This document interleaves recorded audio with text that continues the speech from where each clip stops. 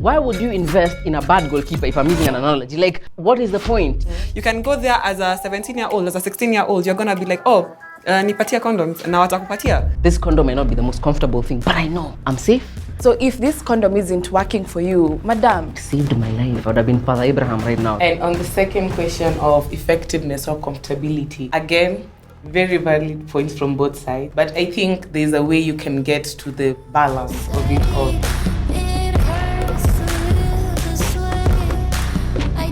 welcome back to Wazzii Squad, the show on perspectives. Today we're going to be debating contraception. We'd definitely love to hear what you think about the topic, so leave your comments down in the comment section below and let's get to it. Are contraceptives essential for responsible family planning and STI prevention, or do they encourage risky behavior? I am a disagreeer.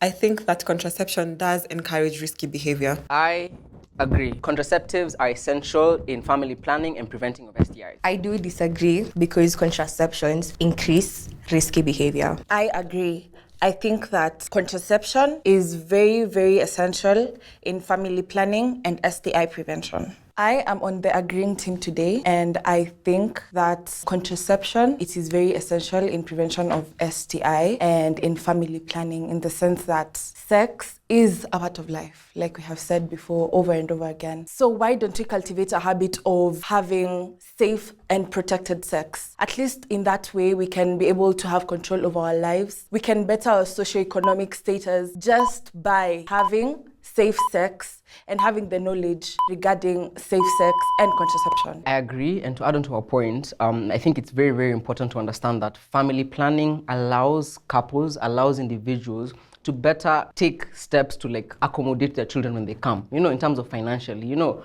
we all take for granted just how important it is to have like a stable financial background, you know, especially growing up, in terms of the health of a child, in terms of the kind of healthcare you can provide for your children, the kind of healthcare you can provide for even the mother, you know. So family planning allows women, especially, the choice in terms of getting to space your pregnancies. That autonomy, I think it's a very, very important thing, you know, because at the end of the day, it's women who carry these children, you know, and it's important that they have the choice when and if they have these kids in the first place. This conversation it takes me back to a time where I was the embodiment and personification of risky behavior, and I kid you not, it is all rooted in a lot of insecurity, at least from my own side of the story, you know. So having this conversation talking about, oh, did like contraceptives make this behavior risky, I'm like, it saved my life. I would have been Father Abraham right now, you know, like. So for me, I'm on the disagreeing team, and what we are not going to ignore is the fact that immorality rate with the introduction of contraception into the society has increased, right? Mm-hmm. And what you are saying about when people are planning their families and whatever, these contraceptions are not 100% effective. So there's also that percentage who, as much as they're using protection, they're still getting pregnant. And also, you don't have to use a condom specifically. You have other means of contraceptions. So those don't prevent STIs. They don't prevent STDs. So obviously, the rate of people who are getting STIs and STDs is also increasing. To add on to her point, even though yes, there are high chances of pregnancies, we also have to think about the hormonal changes that are going to take place in this person after taking this family planning. Some people end up being allergic to condoms, literally, because of the lubricant in it. Now that brings problems to the woman or brings problems to the man. We also have to think about physical changes. This woman, after taking this hormonal drug, might start gaining weight, starts getting hormonal changes on her face, getting acne all over her face, and then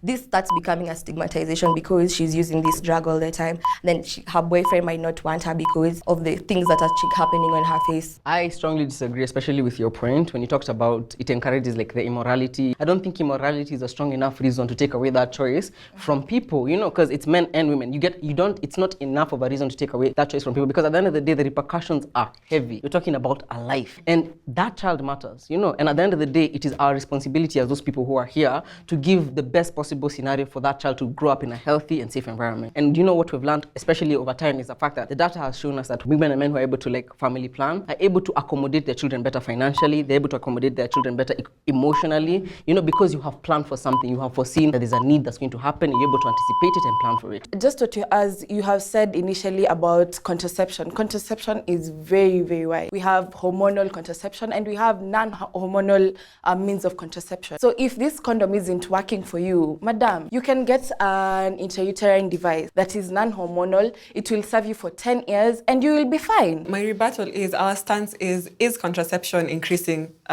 risky behaviors? And for me, I do say that they do increase risky behavior because look at it this way. Teenagers are engaging in sex. Why? We can get a condom at the pharmacy. When you go to the pharmacy, I don't think there's any pharmacy that you can go to and they ask you, oh, what's your ID? Most of them don't. You can go there as a 17-year-old, as a 16-year-old, you're going to be like, oh, nipatia condoms, na watakupatia. To me, that's what I would call it, premature sex. So that, for me, when I look at it that way, it is increasing risky behaviors in the society today. So for this conversation, I'm part of the team that is agreeing that contraceptions have increased risky behavior. And we know this is a fact. I don't know what we are trying to argue here and there. And even youngins are getting into premature sex. And that is the kind of risky behavior I'm trying to point across. And I don't know why these guys are trying to rebuttal my points. Oh, rebuttal. But even Yoko, that's the kiss and point. Is it more important to prioritize effectiveness or personal comfort when selecting a contraceptive? I agree. It's important to prioritize effectiveness over personal comfort when it comes to choosing contraceptives. I agree. I think that it is very important to prioritize effectiveness over personal comfort when it comes in selection of a contraceptive. I'm on the disagree team. I think we should prioritize personal comfort to effectiveness on contraceptives. I am on the disagree team. I feel like personal comfort should be considered more when it comes to choosing contraceptives. I think it's very, very important to prioritize the effectiveness of contraceptives as opposed to prioritizing comfort, because I don't think there's a point in using contraceptives if it doesn't serve its main purpose, which is reliably preventing pregnancy. You know, at the end of the day, I feel like what is the point of having that comfort, right, if it doesn't serve its main purpose? This condom may not be the most comfortable thing, but I know I'm safe. I'm not gonna be having kids that I'm not ready for, I'm not prepared for, you know. So that's my personal view, and that's why I've chosen to be on the side that prioritizes effectiveness over comfort. I also concur with what he's saying. Comfort can be adapted. As we initially said, our scope of contraception is very widened. There are various contraceptive methods. So if this doesn't work for you, you can opt for another contraceptive method. And also, if you look at it in the long run, short-term discomfort outweighs how much it will serve you in the for long. It's very uncomfortable to have a child you're not prepared for. Yeah. Take an example, the IUD, intrauterine contraceptive device. It can go for as long as 10 years. When your body now adapts to the device in your cervix, you are okay. So I think comfort, for me, can be adapted. So that is why I say prioritizing effectiveness is very important when it comes to contraception. Our stance here in this debate or conversation is that personal comfort outweighs effectiveness. We are using contraception in both cases here that we are arguing. So we are preventing pregnancies, but I want to do it in a way that I'm comfortable in doing it. I want to do it in a space where I don't feel like this is a burden added. Life is already hard as is. So why am I adding the burden of, I'm trying to protect myself with something that is not reacting correctly with my body, something that is uncomfortable when I am with it. I'm not going through my day-to-day comfortably because of this one problem that I'm adding onto myself, because I can switch up. I can decide, okay, plan A is not working. Why not use plan B? Literally, why not use plan B? You see, so that's why I am arguing that personal comfort is more important than effectiveness. These guys are really trying to say that they want to prioritize effectiveness over personal comfort. I mean, come on, let's just be for real. Why am I trying to be uncomfortable when I am trying to protect myself? It doesn't make sense to me. Sex is supposed to be pleasurable, so also the things I'm doing to make myself have safe sex should be comfortable as well. I don't get why they're here saying that I should stay uncomfortable or it's a short-term discomfort. I don't want to be uncomfortable. To also add on it, as you said, there are side effects to actually choose on which one is more comfortable to you, which one, if this one is not working, like you've said, you can choose this other one. Isn't that basically comfort, to just pick what you find is soothing because you're the one who's using it. You're the one, it's being inserted into you, or it's being injected into you, or you're the one, or it's being implanted into you. The major focus is comfortability, how I want it to affect me. If it's going to be positive, my body is actually going to react positively. And if it's going to be negative, see, I'm just going to remove it and find another contraceptive that will also work on me. This is why I'm choosing comfort. I actually think that we should prioritize personal comfort over effectiveness, because it's me taking the contraceptive contraceptive. So even though it's 100% sure that it'll prevent me from having STIs or STDs, we also have to remember that it can give me side effects. But then why would I go for a contraceptive method that is 60% efficacious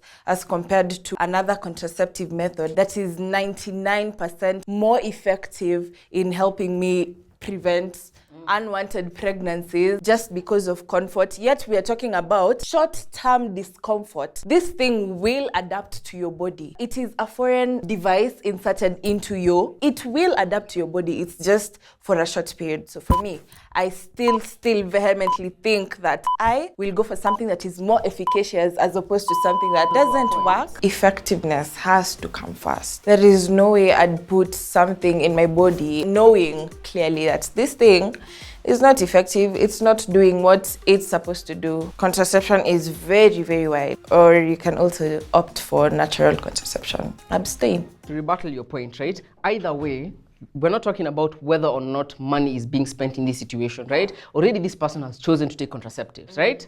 Why would you invest in a bad goalkeeper, if I'm using an analogy? Like, what is the point? You know, like, the whole point of this is to prevent you to be in that situation in the first place. But at the end of the day, the money that you've already spent something in terms of contraception, you know, why put money somewhere where you know there's a high chance of it failing? Like, what's the point? I think the point where we can get to a middle ground is whatever you've said, where a couple is deciding, we've tried this, it's not comfortable for you. You've tried this, it's not comfortable for you. So as a couple, or even as an individual, you can decide, oh, I'm not gonna engage in sexual activities anymore because I still want to be protected. I still wanna avoid unwanted pregnancies and STIs and STDs. So I'm gonna be celibate, or I'm gonna avoid having sex, because that is a natural form of contraception. So that is where we can find It is the only contraceptive that you can say it's 100%. So that's where both our points can. I agree.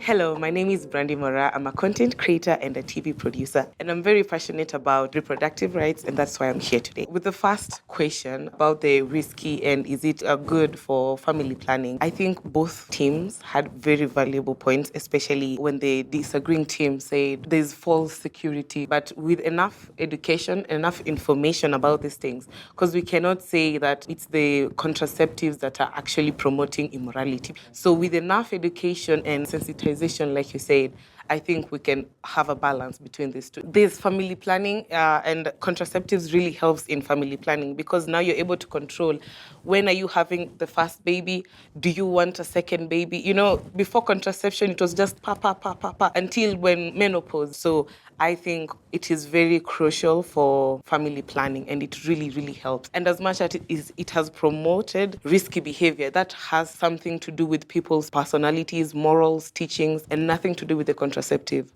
Yeah. And on the second question of effectiveness or compatibility, again, very valid points from both sides. But I think there's a way you can get to the balance of it all. Because even if it's effective, let's assume it's an IUD and it really, really, really hurts. Like, what's the point of me having it? Or it's uncomfortable to the point now I have to change my daily routine, or I have to implement something new in my life. I'm not doing it. I'd rather abstain, honestly. But then again, it's about effectiveness. And especially if it's a short-term uncomfortability. Let's say the IUD again. It might feel uncomfortable when it's being inserted the second day or the third day, but then you will get used to it. And the point is you will have controlled these things that you're trying to avoid.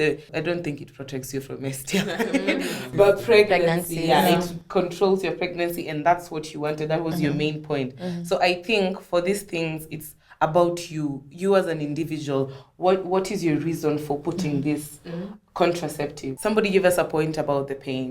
You and the guy should look for another solution together. It shouldn't be the responsibility of the lady all the time. Try other things, especially if she's already tried these things before and it reacted badly. But we shouldn't be so male-centered or even female-centered, because this is a two-way thing. Nobody is doing it alone. Some people are, but we don't call it that. we don't call it. It has a different name. If you like the video, remember to like, subscribe, and share. And if you have any questions concerning reproductive rights, visit wazzii.ke.